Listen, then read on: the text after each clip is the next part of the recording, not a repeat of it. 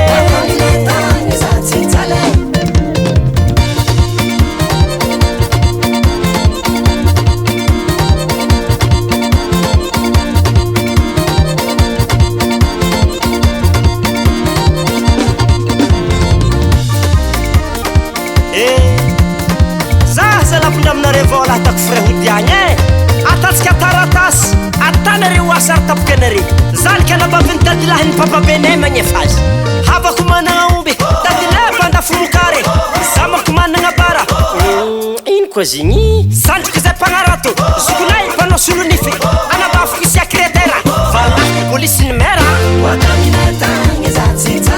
teody zao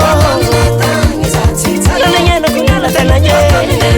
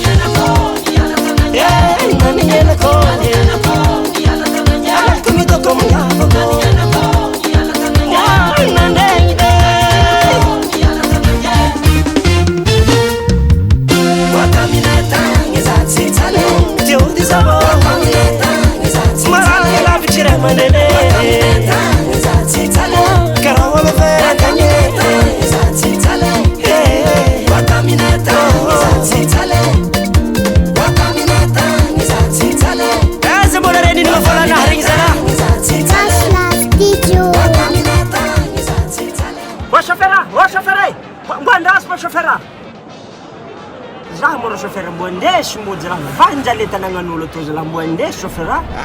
tena fafeno zay zoky tsy magnino za na misangavigny afara rô zahay bediny polisy ary za koa fiezinare agnabo roke sao de latsakary ela maty eo ary tsy mety za koa tanam-pifoagna anake sadala koa le zalahy ty zala vanja le tanagnan'olo maty zala